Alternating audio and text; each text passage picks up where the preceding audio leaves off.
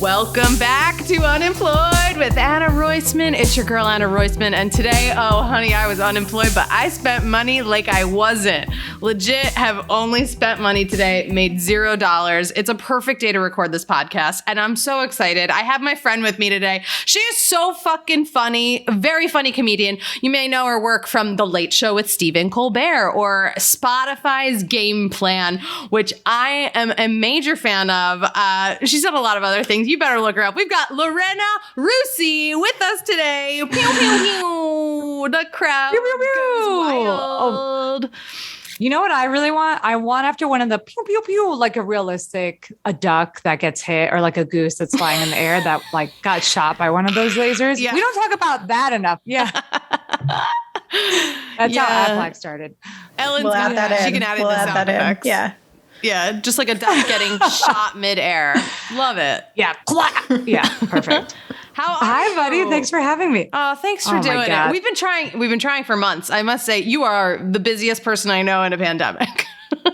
This is very true. It's just me. I'm trying to put up airs is what it is. It's like not actually busy. I just keep telling people, slam, can't do this. Yeah, I'm traveling. So I was just in the same room. I was in a little hut the whole time we were emailing. I love this method. Honestly, I like it. But like, you were very you would give me dates. You're like, I'll be back this week or this week. You're not.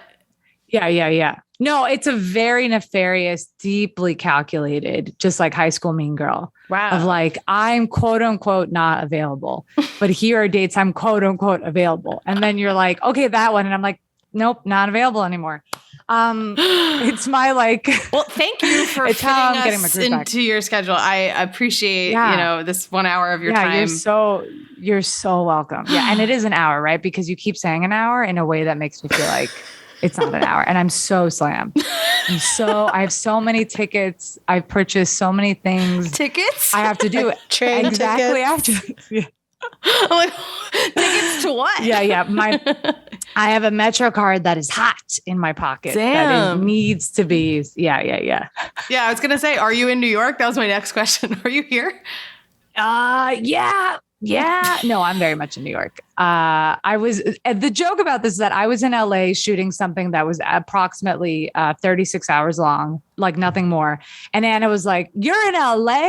What are you doing there?" I'm like, "Nothing good. I'm like already done with the project." Like I started the email. The project was over once I ended the email. And Anna's like, "You're so booked." I'm like, "The project is done." I'm like, she's in reshoots. Oh my God. You're overnights, just everything. I do love that though. Your social media suggested otherwise, I'll say. Yes. Which is important. Well, it is important. I am trying to continue to use social media until I look, I think 35. And then I would like to retire from social media. Okay. I look 15. So that's really the goal. I look 15. And then once 35, it's just like, we don't need this anymore. Right. We're women. Right. We're dead to people at that point. My plan is to continue looking 17 so I never have to quit. Like oh my God. From Dear Evan He's Hansen. All That. No. He's what? What's her name? Addison Rae. Is that who you're talking about? I was like, Anna, what are you talking about, Dear Evan Hansen? He, spoiler, kills himself. I didn't even watch it. Oh my God, Anna, that's so inappropriate of you. The comments for this episode. They're going to go off the charts. They're going to be like, can you have her on every week if she's not busy? Yeah. Get her on. Get her back. Talk about the guy. Talk about the gay guy. Yeah, but she was the original. Am I wrong about this? She was the original She's All That person? Who? The mom. I didn't see the mother. You're saying it as if like everyone's seen this reboot of She's All That. I'm going to be honest, Anna. I feel like you're the singular person in my life who would have seen it. How have you not seen it? I've seen it. Is it good? I was morbid. I had a morbid curiosity, and so I watched. Well, I didn't see the movie, but I watched the trailer. Sorry, should clarify. Okay, I think I've seen the trailer because I have social media, but I didn't sit down and watch it. What was it good? Are you sponsored by social media? You've now referenced it as a as titularly Listen, as the social media. I'm working You just on named it. I'm working on it, okay? Instagram, Snapchat, TikTok. Every few minutes, if I just drop a platform, just go with it, okay? Okay. Got it. Even made up ones. Perfect. Like GarageBand, the social media. Okay. We love them. Linked Out, LinkedIn, you name it. My God, Linked Out. Oh, Linked Out is good. Guys, maybe I should make a commercial for Linked Out, the new hip way to find jobs that are out of your league. Oh my God, Anna, that's so funny. Linked Out can also be where closeted professionals hang out. Okay, it's a sketch and we should write it and shoot it. Okay, great. Okay, but I'm so busy. I'll send you some dates. I should be like 2022. I'm approximately busy. I'm gonna win you over. I'm gonna win you over by the end of this hour. You're gonna be like, all I want to do is make projects with Anna Roisman. Oh my God, I'm clear the calendar. Yeah. Hello. No, but Anna, you actually are one of the few, like in the digital world, like person that actually makes like short films. I feel like we're 2 of like 10 that like consistently do it. Yeah. I don't know about this new generation because it's all on the TikTok and that quote unquote for me can be black box theater. But I just feel like you're one. Yeah. Sound off in the comments. No, but I mean like to like get a camera. Like you're one of the few people that is psychotic enough to be like, yeah, I'll do that. Yeah. I feel like. Very. Yeah. Especially but your stuff is way nicer. No way. Yeah. I love your stuff. Yeah. You've always made amazing videos. No, but you made something. That's very sweet. Thank you. And truly thank you for all the compliments. You're right. I'll stay for more than an hour. Okay. Each compliment's actually 30 seconds in the bank.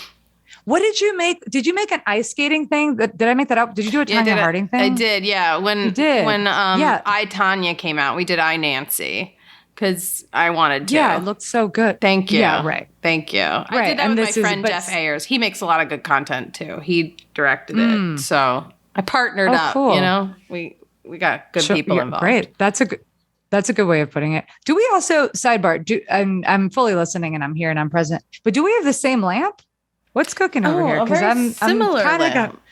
I got really. I noticed that earlier too. I was like, "Are they in the same room?" Who are watching this, check this out. Yeah, very similar lamp sitch going on. Mine's like some Target thing from years ago. It's missing a piece. Yours looks nicer. I'm gonna go with yours is nicer. Thank you.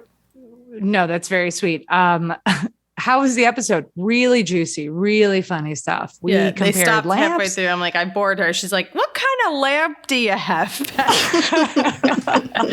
that the IKEA? Yeah. Oh my God, so silly. So, how have you been? Besides being so busy, I haven't seen you in the flesh. I think since before the pandemic, which was probably at that horrendous callback that we went audition. to.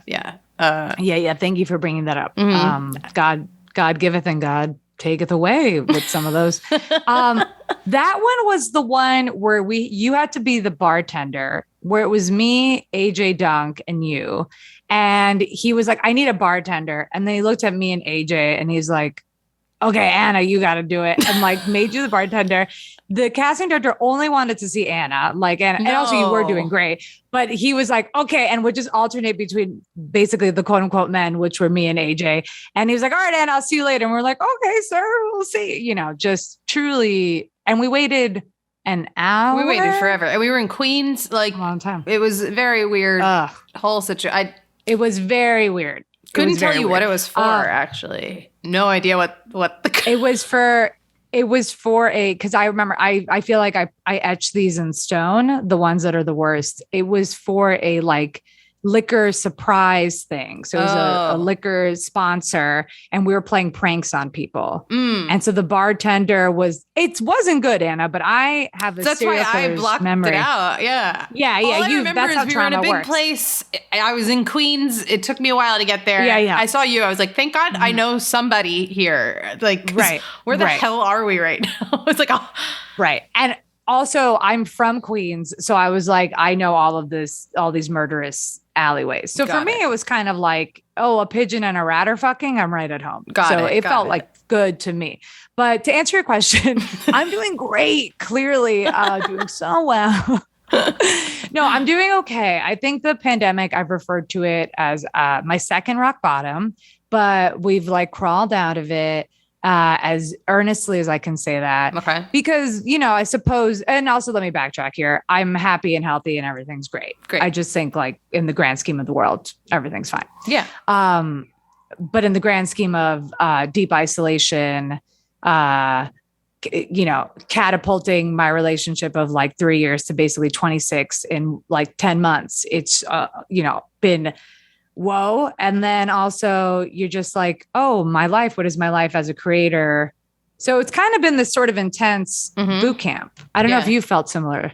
Yeah. I felt like at first it was like, there was some kind of, I know this sounds terrible because the pandemic was awful. I wish it didn't happen. There was some kind of like calming as an artist. You're like, wow, we're all on the same plane right now for the first time ever. Yeah. And you're not comparing yourself. That was great. You're not, that was incredible. You're like, wow, are we all surviving this? Like, are we all like handling this? And then there came a point where I was like, wow, the world is back to normal, but like, I'm not yet. I don't like everyone feels like everyone's performing and creating and booking and doing things. And I was like, oh my God, like where do I fall in? Yeah. And I feel like some weeks you feel more creative than others. And, and I'm like, who cares about this anymore? I don't know.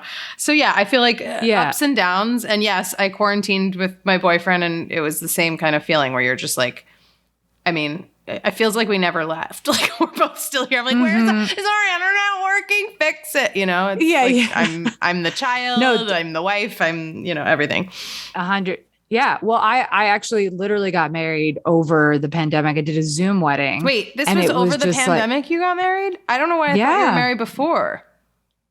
Well, lesbians, it's very hard because if you squint, we basically look married. So it's hard to gauge when it's like on paper.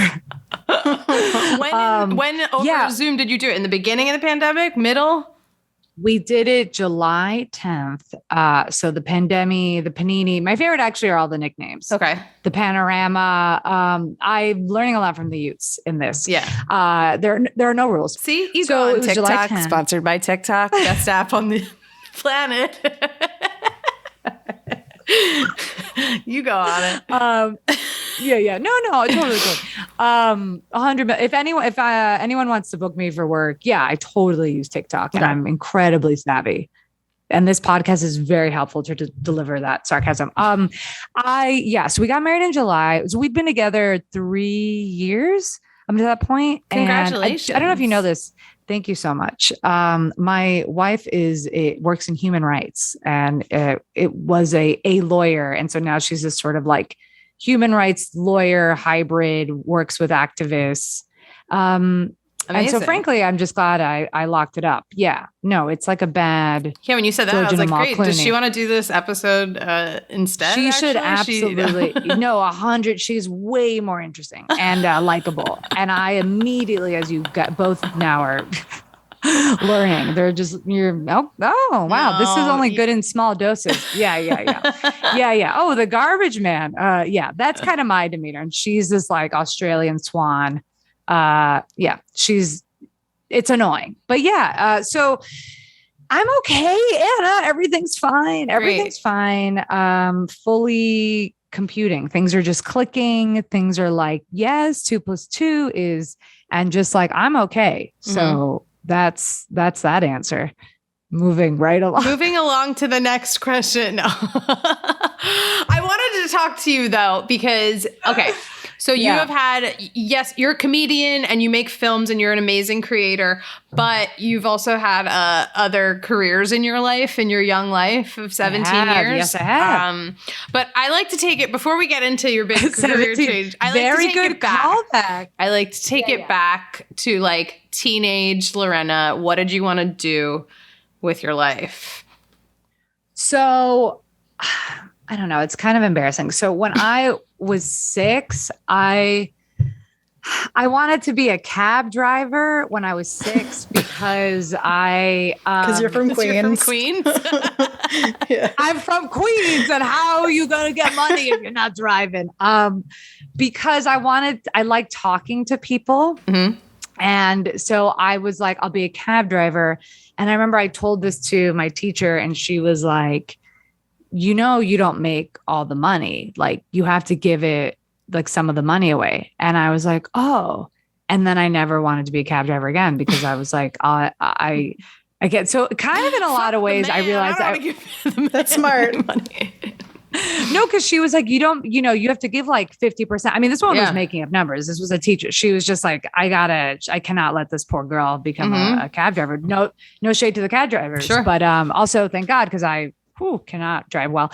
But in high school, I think I wanted to get into like advertising. I was pretty lost, admittedly, in high school. I went to a really competitive high school. So I went to Townsend Harris, which is in Queens. And it was like at the time for like a decade, it was like the number one school in New York State. Whoa. So it's a really, really competitive school. A lot of the kids end up going to Ivy Leagues. It's like really intense. And so I was in 8th grade, this like writer poet, if you can believe. And I was like, I'm a writer poet. So I had abandoned the cab driving and I was like, on to greener grass. I'm going to be a poet. And then I got into my high school that was 75% girls and 25% boys. And they were all, it was A, really competitive intellectually, and then B, really competitive just for like attention, sexual attention. So that kind of set me on a spiral where I was just like lost. And I was like, I guess maybe advertising. So I didn't even tour any colleges or do anything. I just went to the college my sister was going to, which was Baruch. And I just picked advertising because it was like kind of creative and I was kind of funny. Mm-hmm. Like I had gotten the UCB, the first ever UCB diversity scholarship was when I was like 17. So junior. Oh my God. I didn't know you started there that young. Yeah. So it was really bad. So I applied as my high school did a, like a political reenactment where we got to be different political characters and we got the year Obama was running for president. And so I was like dying to be Sarah Palin or dying to be someone. And they were like, no. And I was like, cool. What if I'm Bristol Palin, which was Sarah Palin's daughter who was pregnant. So I got on the TV show and I did this whole character bit as Bristol Palin pregnant. And then I used that to submit to the diversity scholarship. And that's how I got in. So kind of lost, but also very lucky that scholarship started that year because I was like, yeah, improv comedy. Mm-hmm. I can see that. And it's like free. So so it was a lot. Yeah. So I was like lost in the sauce, but you were found my way. You were like feeling the creative bug. It sounds like you were like, I'm going to do poetry. I'm going to write. Yes. I'm going to do, you wanted, you weren't like, I love math. Give me those math classes. No, certainly no. But I guess no. Yeah, give me that proof. See, that's if you just could have witnessed the aneurysm I just had trying to come up with a math joke. Well, because my sister ended up becoming an accountant and is now a data analyst for IBM, and my dad is a math teacher. Oh wow! And so these two fucks were just so oppressive.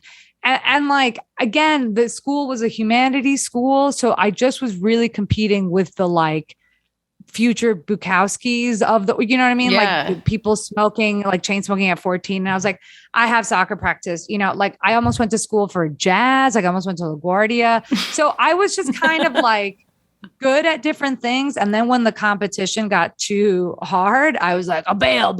But I wasn't good at drugs. So I wasn't a burnout. That's kind of what I mean. Like I just was sort of in the middle. Yeah. On a creative path, but I just didn't know what it was. Yeah. I felt that way a little bit in high school. That's why we found comedy. So we were like, sure. I was going to say, it's not like unique. It's not a unique tale. I'm the only one that was lost and I'm the only one that was bullied and no one ever knows. Yeah. Did you have any jobs when you were in high school? Any like odd jobs to make cash? Yeah, I did. So my dad was like, you have to get a job. And he took me to Flushing, where you go to get the like minimum wage jobs. Mm-hmm. And like that audition, Anna, I was the last one there, and I got the last job, which was everyone wanted the hospital jobs because they were really easy and they were really structured. Okay. And I got the beautification job. So my first job ever was for working for this group called Woodside on the Move. And we had to paint over graffiti or use high powered water to get rid of graffiti throughout Woodside. Whoa. And so every day, Yeah, every day I would just go. I think also it was Did you fitting. put on like the hazmat suit and you like held a big giant hose? We had a uniform. Yeah, like kind the of exactly that, but not as safe. Exactly that, but less safe. Okay. So like my boss was this like Ecuadorian dude named Hector, and he was like very effeminate and was missing some teeth and kind of just was like, okay, like he was just very fun, but like kind of a cartoon. And we'd be like, Hector, like, what are we doing today? He'd be like, yeah, I don't know. Like I don't know. Maybe he was drunk actually now. But yeah, dude. So like every day, just like covered in paint, doing the thing, like so random. And so I didn't want to do that again. And I wanted to make more money. So my friend's friend who was in his 20s started this company. I forgot what it's called, but it was the Obama condoms. Do you remember these? This guy, he made Obama condoms and McCain condoms and Sarah Palin condoms. And it was Durex condoms with like covers that had different slogans and these different characters. So like Obama's was good for hard times. Sarah Palin's was like thicker than a moose or something like that. And so I would go to Times Square. I would go to Times Square without a permit. And I would just sell these condoms. And we had this like bit going, and I made like $500 in like 2 hours cash. What? These tourists would be like, this is incredible. Yeah. So I never did the beautification job again, but that job I had to stop because then I was 16 and basically like men started hitting on me and were too creepy. Yeah. And they were just like, and it was too much for me because I'm such a little gentle soul. I can't believe you were in Times Square selling condoms at 16 years old. This is what you'll tell your grandchildren one day. Like, this is what I'll tell my grandchildren. And then I also did get stopped by the police and I got a summons. And they were, because you have to have a permit. Oh, you need No. They're like, who's this kid? What's this kid selling condoms? No, at Times Square, they're like used to like 8-year-olds that are coal miners. Yeah. No, Times Square is very open. Yeah. No, you're just not allowed to sell. I think it's like below 46th Street without a permit. These are very weird things I have now in my brain that no one in our industry should know. But I have. If you need help getting rid of some graffiti or selling items without a permit, these are great tools. Honestly, yeah, these are great tools. Yeah, you're so New York. You can really like handle. So New York, yeah. Handle all the different places. Okay, so and you only did that. So you started. Did you get the permit? Did you continue doing this? No, because I got hit on too aggressively. Right. And it freaked me out too much. Yeah. No, but I made good money. And then also like my parents weren't like catching on. I think also my parents were sort of like, they're just sort of ridiculous too. So like, were they worried? I don't think they knew. I think they thought they were like trading cards. Like they didn't like open them. You know what I mean? Like it's like a little box. So I think they were like, okay, really good. My father is actually Hector, is what we're learning here. My father is the same man. I thought you were going to say, and then one day they open and they're like, how much sex are you having? Oh my God, dude. That would, but I think that, as you're like gathering too, I'm just so, like sensitive. I just think they were like, come on, buddy. Yeah. Like they would have thought I was lying. You know what I mean? Like you don't need to buy 60 condoms to convince us you're having sex. Like we absolutely know you're not having sex. And frankly, if we weren't repressed Latinos, we would tell you how to have sex, but we're not going to do that. Like that's what it would have been. Oh man. So bad. So, okay. So then you go to college in New York City, right? In New York. And were you playing soccer at this time? I imagine you played. Yeah. So no, I actually quit because I was closeted until I was 19. So I kind of had this like moment. I kind of had a rocky time playing soccer. Like, like everyone gets bullied. I got bullied. And so I just really was like, because I was really good. And I think a lot of whatever. It's for a different podcast. So I stopped playing, and I had a person reach out to me being like, you should go back and play. And so I played my last like year and a half in high school, but that's too late. You're supposed to get recruited by the ages like 14 to 16. And I was too busy selling condoms. I was like, I can't do it. Wait, you're supposed to get recruited then for college when if you're good, the D1s and D2s give you their scholarships then. So like they're looking at you, they're tracking you at 14, but at 14, I was like, so scrawny. I wasn't like, I was my best my senior year. I don't know how to explain it. It's kind of like, I think I needed to be pushed, and I was so deflated in my high school years that my parents like didn't know what to do. And they're just kind of like, okay. And I think what I really needed was just like a little bit of love and attention, like a plant. And then I had a coach give me a little bit of that. And then I had the confidence. So my first year I was at Baruch, but I decided to transfer to Queens College, and I got a full scholarship there to play soccer. And that's also when I started doing improv again. So I did it that like junior year of high school, but I was like, oh, this isn't for me. It was like really bad and just really like sad. Improv is sad. And then, cause it is. And then, tale as old as time. And then I got back into school, and I was like, I'm going to do soccer full time. And then I was also doing improv comedy full time. Wow. I love that. Losing my mind. I love that you gave them both up, and then you're like, let's go back into both head first. Like both of them. Well, I came out of the closet is what happened. So I came out of the closet, and then I was like, whoa, this was great. And I, like, you know what I mean? Like the person that travels for the first time, like, yeah, like, have you guys been to Canada? Shit is great over there. Like, that's kind of what it was like. Right. So it was like literally saying yes and to improv and yes and to soccer. A beautiful metaphor. That was nice. Yeah. Thank you so much. I made a UCB joke last night on Twitter that did okay, and then I saw a lot of it today. Like a lot of people like made the same joke, and I was like, yeah, we all saw this. We all saw those chairs. Did you watch the VMAs? What was the joke? Did either of you watch the VMAs? No. Doja Cat was hosting, and the improv chairs, like those wooden like. Yeah. Oh, I saw that. She had one that was painted red, and it was like painted red, short as a hat. Yes. I made two separate jokes, but I was like, I can't believe that fucking UCB chair made it to the VMA stage before me. Like, God bless. It was the greatest night. Yeah. Yeah. No, it was the greatest night of that chair's life. The chair is normally handled by like truly unemployed 28-year-old bros, and the chair was like, Doja Cat. This is a miracle. I'm in. Yeah. It had a good night.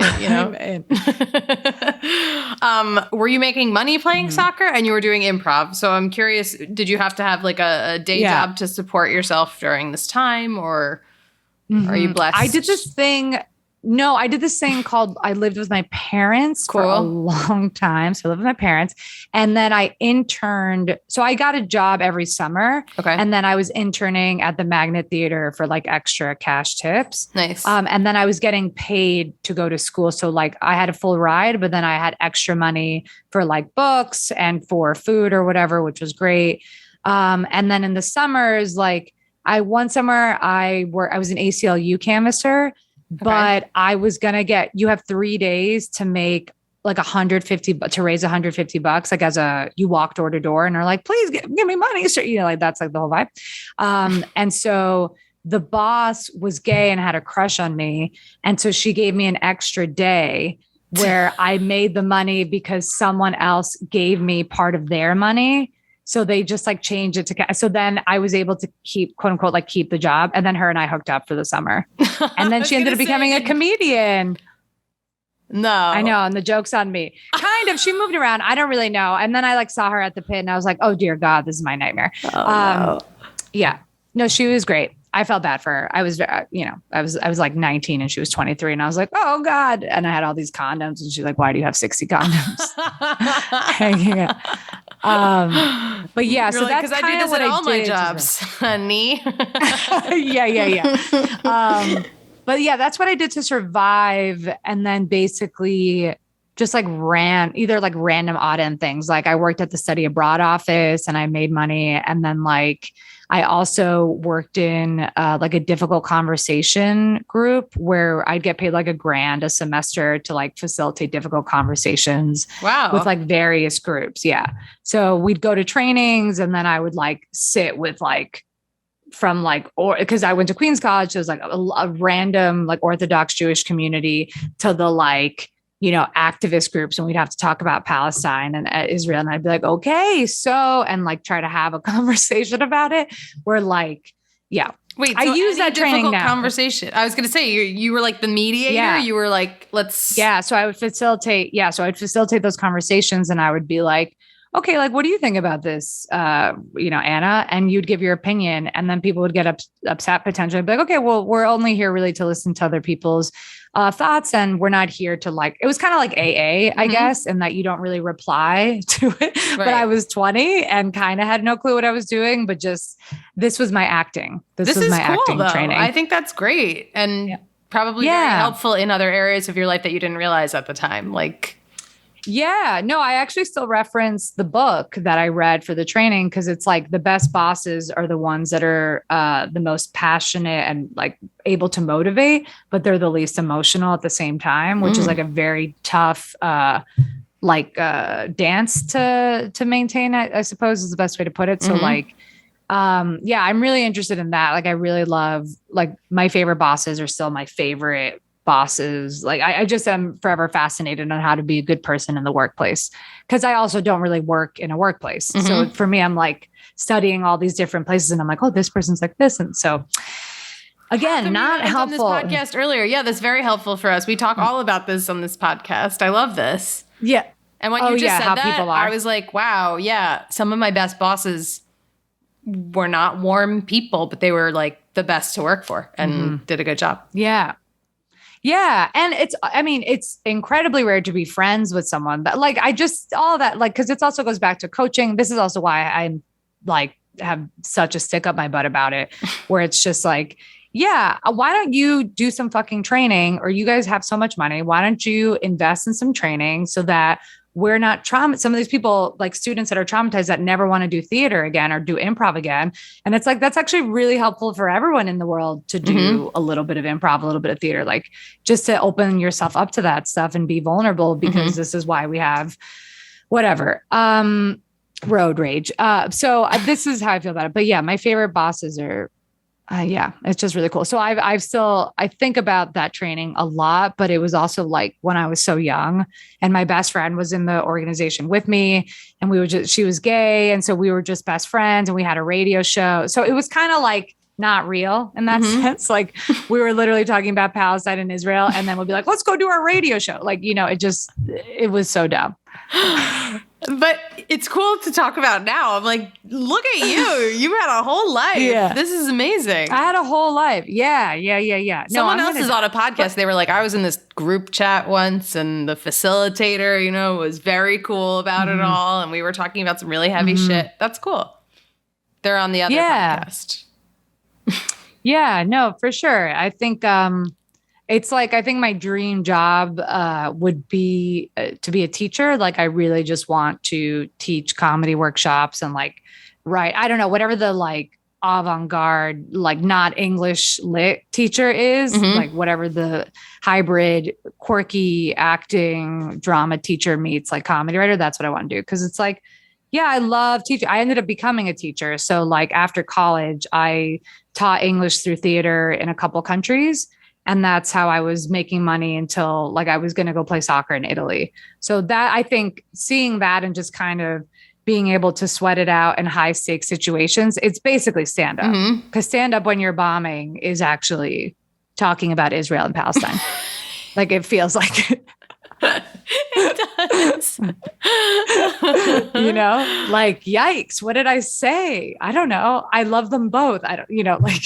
Yeah. Or you just change real quick. Oh my God. You just gave me like, I had that moment of like thinking back to like, when you said something and there's just silence and you're like, how does it get this bad? No, to be clear, I don't bomb. Like, I'm perfect, but when I've seen it happen, yeah. No. So I bombed once in it was an international, I've bombed many times, but it was oh my God, why am I blank? What's it called where you stay when a hostel? There she is. It was a hostel. Oh, okay, Anna. Hostel Flex. years ago, and I have these jokes about Scandal. Scandal was on TV. It was like a hot show. And I just remember, I'll never forget, like in front of all these people, I think like maybe 15% spoke English. So why were 100 of these people at this comedy show where it was only American performers and speaking English? And I remember being like, has anybody here seen Scandal? And just like silence. And I was like, and I was new at stand-up and I didn't even know where I was going. This booker saw me in another show. I was like, you got to come do my show. Did not say what the venue was. And I was just like, cool. Right. And didn't write, you didn't write International Hostel. Yeah. You thought it was IHOP. I didn't know what I was doing. And I just, I'll never forget that silence after no one's seen Scandal. And then I was like, come on, Anna, you got, and I remember being like, Netflix, anybody? And they're like, and then I was like, who here's been to a wedding? And they're like, yeah. And I was like, okay. Wunderbar. Yeah, totally. That reminds me, actually, I forgot I tutored in Queens College a bunch of Korean international students who wanted to practice their English. And I got fired from that job because I said I needed to go use the potty. And someone complained. And then the like head person was like, did you say you needed to go take a piss? I was like, no, I don't talk like that. I actually, what? Yeah. Like I remember just be like, no, I hate when people say I'm going to go take a piss. Cause it just like drives me nuts. Sure. And then which that's my own cross to bear. Clearly I have a lot of them. Pick my battles, not me. And I never got to go back to that job. What? I mean, I got paid I got literally paid $6 like every 3 hours. So it was not, and I had no business teaching English. Yeah. International hostels though, it's rough. That was stressful. I was like, who thought this would be a good event? Like play with the giant Jenga and, like do something that everyone can play. I don't know. Right. Everyone could enjoy. No. Like why would you, do like anything, but your thought is, I know what I'll do. Nobody here really speaks English. So I'm going to do a comedy. Like I can't. Anyway.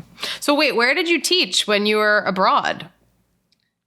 So I basically, to connect the soccer thing, my final year, I moved to Staten Island to train. So I was like training 2 times a day, 7 days a week. Whoa. And I was prepping to have like my best senior year season because I was trying to like see if I could go pro and find an agent. And I ended up having a connection in Italy where I got scouted to play in Rome. So I decided to teach English through theater for this group called ACLE, which is similar to ACLU, which is always why I have to like think. So I'm like, who is it? And I got to tour Italy just teaching random, cause for English camps in Italy is like sex, drugs, and rock and roll. Like the kids are snorting coke basically. And they're like, Davide, like, so like, it's very fun for them and they learn nothing, but, I was using it as a way to like get used to Italy. And then I was supposed to go play in Rome. And then last minute they like supposedly cut the internationals, which is also like, kind of very Italian, shout out to my Guido's fans listening to this. Tan, whatever that expression is. I'm clearly not good with expressions. What is it? What expression? Gym tan laundry. Okay, wow. A lot of problematic things just came out of my mouth. I'm canceled. Okay, great. So, it was like cartoonishly evil. And then I was like in Italy and I was like, okay, I guess I'll come back. And so I came back. I worked at Apple as in the red zone. So I sold phones and like all the stupid shit. Like when you're like, my Wi-Fi is not working, I would help with that. And then you were in Italy, you were teaching and you were prepping and you were like, and you were training, I assume, right? You were playing. Yeah. And then they were like, never mind. Basically, they were like, Lorena, we lost money. Like, it was Hector. Oh. Actually, the Italian guy was Hector. He became your agent. No, he was like, can you get a visa? And I was like, no. And so it was literally like, I think like 10 days before. So I was going to Rome. I was staying with the captain. Her name was Sarah. And she was like and I was ready to be like a lesbian because I also had a short hair. So I looked really dykey and everyone looked like me. So I was so excited to be on this like gay, homogeneous team where we made fun of the heteros. And I was like, this is it. Cause I lived in Madrid at a different point. I studied abroad there. And so I was like, this is it. Like, I loved it there. This is gonna be great for me. And then no. They were like, so I was devastated. I sprinted past that, but like I was destroyed. Yeah. It was my personal pandemic. At that point. Inappropriate to say? I don't know. No, it's okay. Wow. This chunk of you made it through is problematic. No, it's not. It's great. It's real. It's good. I love hearing about this. And it's wild that happened. Like, especially when you were like mentally preparing for all of this. And it was like a really exciting thing. Yeah.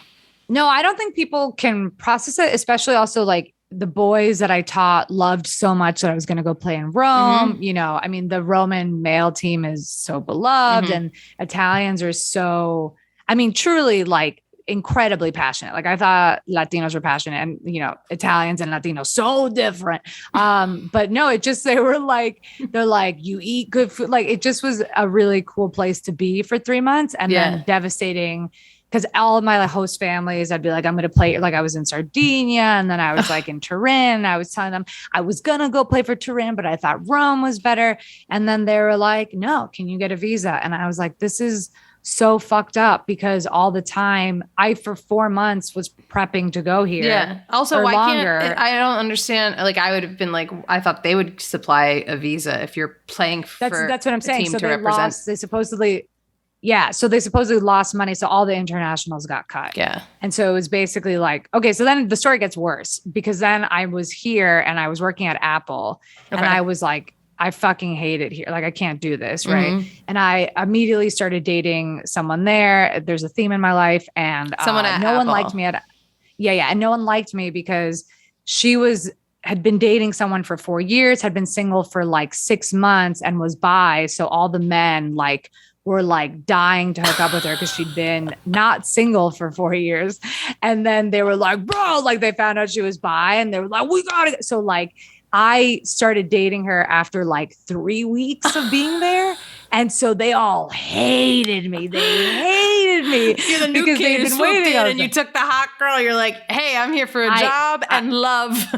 Bye. Yeah, I was fully ready to throw my life into like a flamethrower and burn it alive. I was like, great. Like I just loved the perks. No one liked me there, except for this singular person. I'm loving the theme of you dating everybody where you work. I know. It's not great. I think also just because like I'm kind of a gay lantern. So it's sort of like I'm so myself that it either people love it or it rubs them the wrong way. And so I think it's kind of like, oh, you're so gay. I'm so gay. I don't know. I think that's like a thing. Because when you're like dating men, you're not like, isn't it so nice that we get to be so straight together? Like that's actually a facet of dating another like a queer person. I'm You're gonna just say like, it tonight. Say it to Jared. Babe, we don't get to do this ever. So he's excited for this episode, by the way. He plays soccer now. Oh, good. Oh, because and of me? He was like, he plays soccer now because he read about your story. Good. He read your bio and was like, I'm in. Sign me up. Nobody plays on like a comedy soccer team. And oh man, I can't. Who's on the team? I'm recruiting you. We'll talk about it later. I'm recruiting you. Yeah. Yeah. Never in a million years. A different story for a different time, but I had to ban myself from those leagues because I'm too competitive. And do you know, you know Christian Polanco. Yeah. That's his team. So, it's his team. I'm banned from that team. Oh. Because I'm the only person to get a yellow card. And so I banned myself. I'm not kidding. I played with him once. Because I also got into a fight. I got into a fight with Trevor Noah when I worked at the Late Show because we played soccer against each other. And Trevor he didn't tackle me. That's a strong word. He fouled me. And so I called him a stupid bitch. And so then I just sort of have a temper and I have a very low tolerance for idiots. And so Trevor apologized later and was very sweet about it. And I was like, yeah, that's right. But he was like so nice. And I was like, I'm holding this grudge until I die. Anyway, Christian was like, I like this attitude. Come join my team. And then Christian likes to say that he's like, yeah, Lorena plays soccer. We play together. And I'm like, Christian, I played professionally. You play on Sundays. Like, we're not the same. And so Christian's just like, me and Lorena, same level. And I'm like, no, Christian, like, we're not. And then I got a yellow card. So I'm not allowed to play anymore. Okay. I love all of that story. It's all usable. It's all usable. But here's the end to the soccer career. So I was at Apple hating my life.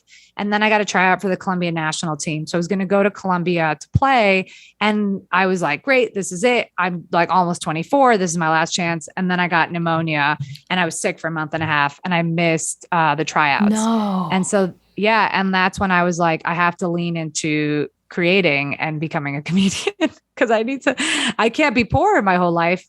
And the joke is on me because being a female comedian is not lucrative. Okay. Even when you look like a man, not lucrative. Stop. Wait, I can't believe you got pneumonia when you were going to go and try out. I know. It was so sad. That's like what was the heartbreaking thing. So Christian, I'm banned from Christian's team, but also, I got pneumonia. Pneumonia sucks. I also had the I had walking pneumonia, which is like the calmest pneumonia, which is also a ridiculous name. Yeah. I've had it. I've had pneumonia a couple of times. Yeah. It's shitty. You have? Mm-hmm. Fuck. I'm so sorry. Yeah. It was the worst. It was the worst thing I've ever had. I couldn't get out of bed for like 3 weeks. Yeah. And I was like training at that point. And I was like, I feel like I got hit by a truck. Ugh. And then I couldn't get out of bed. And then I went to the doctor and he was, he's Buharian and he has this thick accent. And so he goes, do you feel short of breath? And I was like, look, man, he was trying to say short of breath. But I was so like out of my mind. I was like, yeah, I'm short of breath. I got it, Dick. Just test me. What do I got to do? No. Can you not breathe? Yeah. Oh my. Okay. So anyway, I love that was like, I get it though. You're really loopy. You're on a lot of meds. You're sick for like ever. You think you're better and you're like not there yet. Like I remember after pneumonia, I'm like going up a subway stairs. You're like, oof. And well, did you get a cold? Because I got a cold after pneumonia. I got pneumonia and then a regular cold. I don't remember. No. I don't know. Okay, great. I just remember. I etched it into stone. All of my grudges, Trevor Noah. You're like, remember that cold, pneumonia, the cold of 2014. The cold. He kept wanting you to be the bartender, and he kept looking at me. I can't believe you remember that. I couldn't. I would have been like, it was a big space, and there were a couple of us in there, and I don't remember any. I literally, I am so good at even any audition. I'm so good at being like, goodbye sides, goodbye memory. Because otherwise, I don't know that I would still be here doing this shit if I didn't learn how to forget. Yeah. No, I wish I had that quality. I think it's the athlete in me, which is the most obnoxious sentence I've ever said. But it's I remember all of my soccer mistakes. I was going to say, do you remember plays when you missed a goal or something and it haunts you? Yeah, I still think, it does. Wow. I still think about, I have a winning goal when I was a freshman. That is I will get drunk and be like to my wife, you want to see when I used to be good? And it's a really cool winning goal because it was in overtime and we beat our rivals. So it's at my favorite, but I'll think about our semifinal my senior year where I missed the ball. I missed it by an inch. It's like the Mighty Ducks, and they're like, coach, 1 inch the other way and it would have gone in. And it's that's not okay. Yeah. But this is, so I can't forget, Anna. I just don't. Wow. It's all locked up in here for no reason. I don't know. Have you tried weed or, I know. It's just, I can't. I'm so bad at all the drugs. What it was is also I was gonna, not to throw more onto this because I know you're probably trying to leave so you can have a life, but I was gonna go get a PhD in gender studies. And I was like, oh, this is finally my memory will be useful for something because it's barbaric. It's the stuff that's up here is just wasted. If I was pushing the cultural needle, at least with academia, okay, fine. But I'm just harboring, take it. I'm just Liam Neeson ready to fucking You're great. end someone's life. Wow. Yeah. I'm learning so much. Honestly. I know. Well, Anna, we haven't ever really gotten a chance to chit chat. But most people, because do you know Anna Suzuki? Mm-hmm. I love Anna Suzuki. So I love Anna. Anna lives super close, and we had like a little breakfast hang. But she was like, "I'm surprised," like because she was like, because I don't know. I've had such a weird life. I also haven't told her I lived in Cambodia. I've had like a lot of different lives, and so she was just like, I didn't expect this. And I think it's just people expect me to be like a douchey athlete, but it's like, I have a lot of feelings. You have a heart and a brilliant memory of all. And a brilliant, let's not call it brilliant. I have a memory that is functioning at warp speed for no good reason. I mean, I love that. I don't anymore. You pursue weed? No. I haven't smoked weed. Ellen's like, no, she doesn't. I just can't remember things. I'm like really good at like selective memory. Is that a thing? I don't know. Is that a thing? I think so. In your studies, have you learned about, because selective hearing, I know is a thing, like where I choose what I want to listen to and I can zone out. You know, in gender studies, we really didn't get into that. It was a lot of like Foucault. And it was a lot of performance stuff. Got it. Not as much, but I certainly have some people I can talk to about it. Okay. Thank you. And ask. Get back to me. Yeah, you're so welcome. Yeah, totally. So now my question for you is: you're a full-time comedian, creator, filmmaker. Yeah. How has that been? Have you been doing that only, or have you had to have any like odd jobs here and there lately, or are you making it work? Yeah, after the Late Show, I guess the Late Show counts, but yeah, I've been making it work since the Late Show. So it's been like 5-6 years. Oh my God. That's when you were on it 5 years ago? That's awesome. Yeah. I don't know, man. I mean, it's really hard. I don't think people talk about how hard it is. Like, I also make pennies. I've been super lucky that I got to live with my parents for a long time. Like, I'm really open about that just because people are like waiters. And I'm like, no, I didn't have to. I just was poor. So I was poor for very, very long. And then, some years are better than others, but making it work somehow. Some just kind of every year, like comedy's like, you sticking around, bud? And I'm like, I'm here. Like, that's kind of what it feels like. Exactly. Yes. I feel the same way. Some months I feel like are great and others are like, waiting around for some freelance checks. Like, will they come in time? I don't know. Yeah. Totally. No, people, that's kind of why I did this podcast. People don't, I like to know how everybody made it work and how they, what their path was. And because I didn't have parents in New York, so I worked in restaurants for 7 years, but God, it would have been nice to live at home. Like I if you can do it. Like when people are like, what is your advice for like a young budding comedian? I'm like, I don't know, get rich another way or get housing. Totally. Have one of those things covered. It also was, I went from one poor industry to the next. So it wasn't like I was an engineer and then I was like, forget it, I'm going to be a comedian and I have all these savings. It was like, with my ex who I met at Apple, I was working in Cambodia. So the soccer thing didn't work out. And then I went to Cambodia. And then she stole money from me. She ended up stealing $3,000. So I came back to New York, basically like ready. I had like, negative $3,000.07 in my bank account. So like, I didn't have an option but to make it work. So as much as it was like, I lived with my parents and I didn't have to pay rent, I had to, I was like a creative director at a nonprofit. Like I was making videos. It also was why I made so much content. Yeah. Like I was like, I don't care. Like my first video was how to pronounce my name because people fuck up my name all the time. And so I just did that video and that hit the pulse of the like micro bubble, like 700 views. I was like, wow, this is great. So like, it wasn't like I was even being smart about it. I was just kind of like learning, and I got the Late Show very accidentally. So it was very fortuitous. And then it was that was the job where I was like, oh, I think comedy. Whereas most people, work their tits off to get to the Late Show. Right. And it was just like, oh, accident. Okay, cool. And I had already lived I had like had so many other jobs, obviously, that I wasn't intimidated. Like, I think a lot of times in the biz, people try to intimidate you with like clout or energy. And I was just like, I can't really be rocked by this, or I don't have the time for it. So, but that's why I just made all I feel this like stuff. you were just like, I'm making stuff and oh, cool. They want me to make stuff for them. Great. Yeah. I'll get paid more doing that than on my own.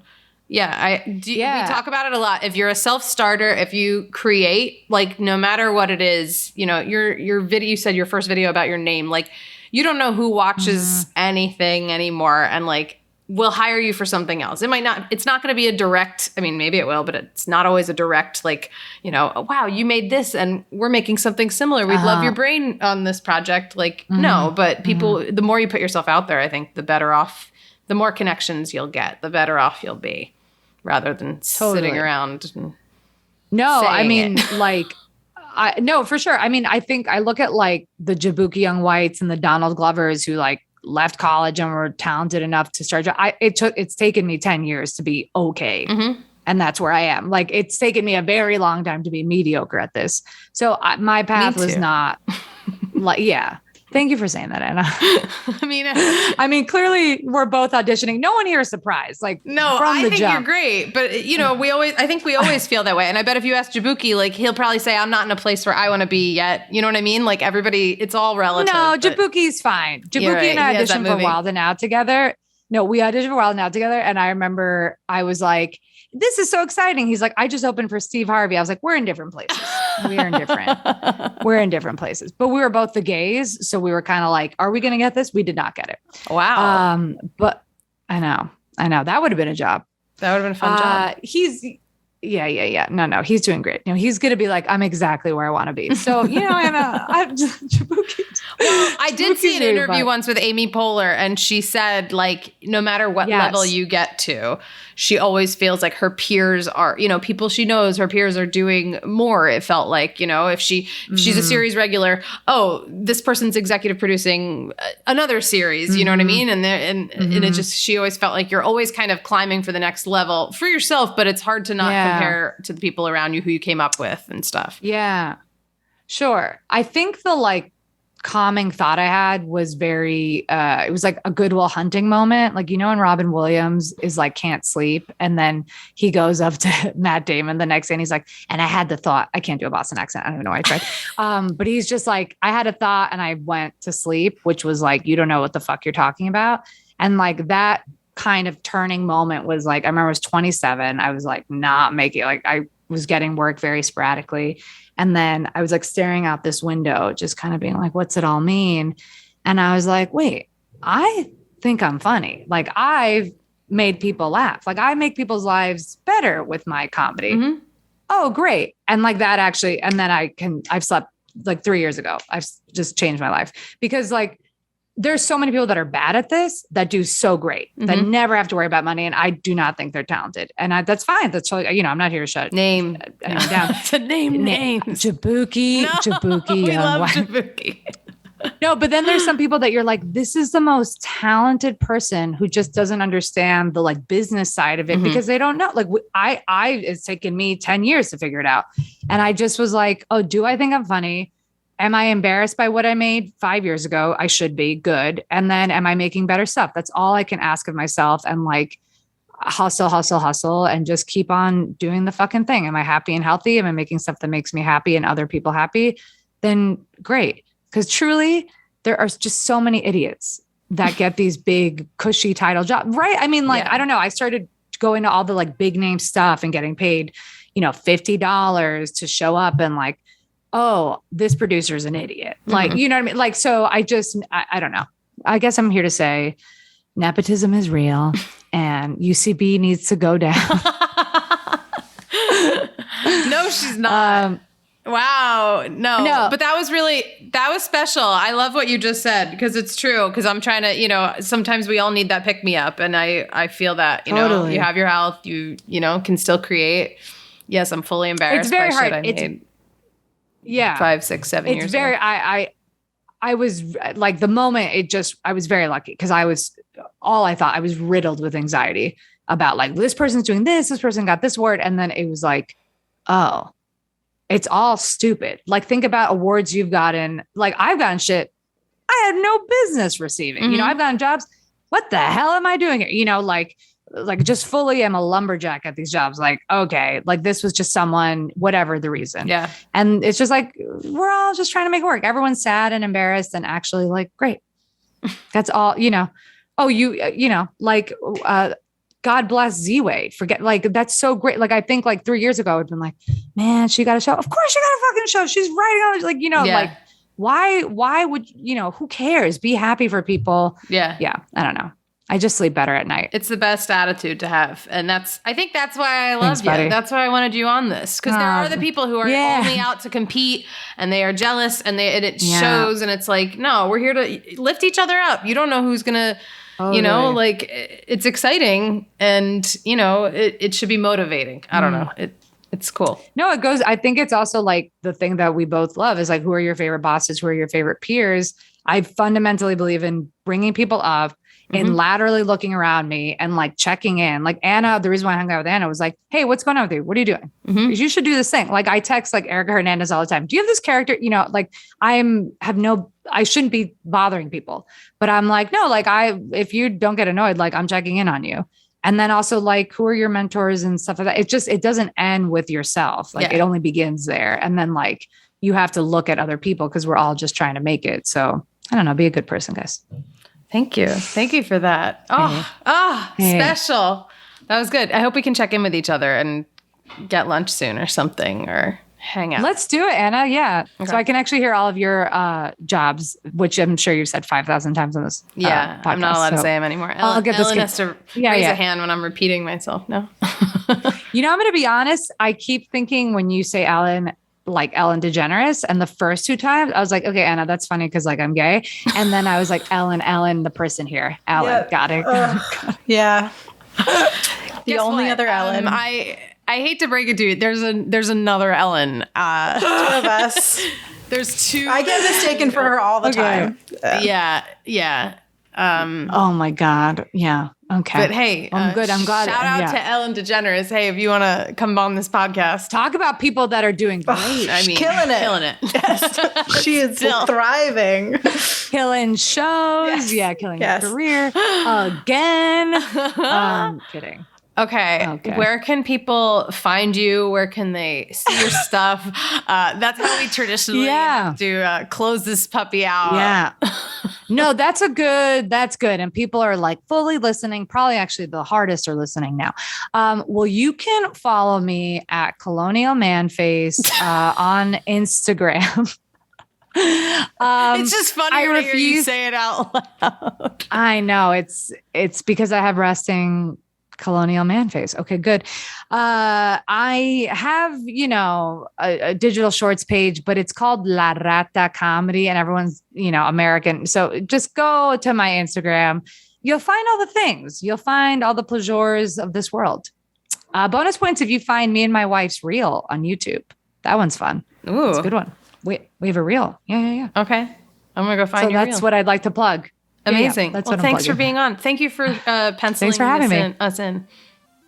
Yeah, no, and I'm actually no longer available, but yeah. Okay. We'll do this. I'm sure we'll find a time. Okay, cool. Thanks. Yeah. Didn't work. Okay, bye.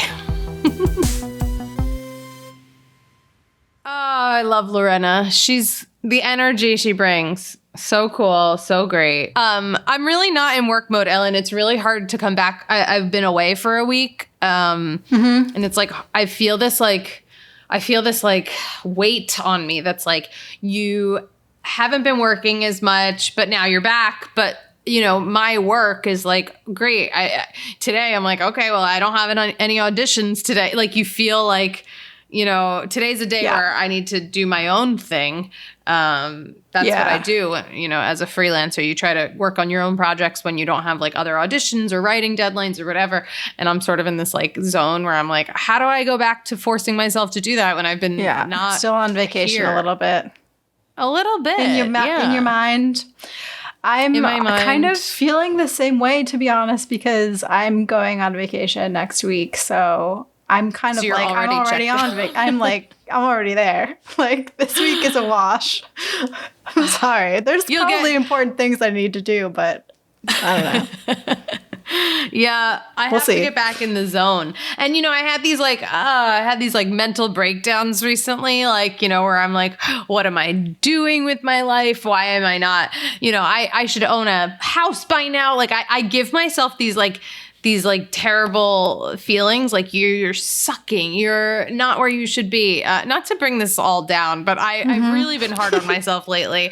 And then I get home, and can I tell you what I did today, Ellen? No real work today, honey. I fixed my face a little bit. I got a pedicure. Money. I spent money like I have it coming in, and right now I don't have much coming in. I've done that before too. I claimed unemployment on these days, because of the pandemic. And that ended last week. It's over. This is a big turning point for a lot of people. Yeah, it's got to I have to light a little bit of a fire under my ass. And I have some projects I'm working on that I'm like really excited about. It's just, when you're developing stuff, it's like a wait. It's always a wait. So I want to just get all of my shit in tip top shape. So I'm ready for these meetings when they're like, we can do it. And I'm like, great, I'm ready. Well, you got this. Thank you. Thanks, Ellen. That's what I needed. All I needed. You're going to slay that big board room meeting. That's all I needed. And guess what? I think this is episode 80. It is, folks. That's right. Guys, all right. For all of our listeners who are still here with us, 20 episodes more at episode 100. I really want to do a big blowout live show. So I'm just putting it out there. I'm manifesting this moment right now. I want you guys to come to it. And I also want our listeners to be able to feel free to write in or call in. Ellen, we got to come up with that message system. I would love We're going to do it. Yep. Yeah. Leave us your messages. I loved hearing stories about your jobs and your work. And if you have any cool job stories or unemployed stories, we'd love to have you on. I think it's really fun to talk to people I don't know also, and as well as the people I know. So you guys hit us up, theunemployedteam@gmail.com, or you know where to find us on social media. Just look up Unemployed with Anna Roisman. You'll find us everywhere, and you can DM. All the DMs are open. Slide on into those DMs. I said that really wrong. That's very suggestive. Don't slide into my DMs. I get plenty of those, but slide in, come join us, come hang out with us. Now you know where we all are. And I don't know how to end this today. I'm really, yeah, I'm really killing it. Yeah. I mean, that was good. I think, yeah. That's an ending. Great. Then we're going to end it here. Please go find us. Find us on Patreon. We've done 80 episodes. If you have it in your heart to throw a couple dollars our way each month, it makes a difference for us. And I will provide you with funny content and videos, and you get more. You get more for your money. Otherwise, enjoy this free podcast. I hope you love it. And let LinkedIn know we're still hoping they will sponsor us soon. Okay, I love you so much. Goodbye. Right now, I just want to take a moment to thank everybody who has supported our Patreon. This is your shout out right here from me. Tons of love. And if you haven't checked out our Patreon, all of our videos go up there. Sometimes I just write fun things because I feel like it. And it's just a really nice way to support us at Unemployed, and, so we can keep this thing going. We do it for nothing. We do it for fun. We do it for you to listen to. So definitely check out the Patreon. And right now, huge shout out to our patrons, Bill Horton, Chi of Steele, Danielle McCartney, Lori Jackson, Jeannie Logan. We got Joe Galati, Chris Arneson, Jordan Lucero, Oscar Yuen, Ken Levin, and Vic Terry. Thank you so much. You have no idea how much it means to us, and I appreciate you, and I see you, and I love you.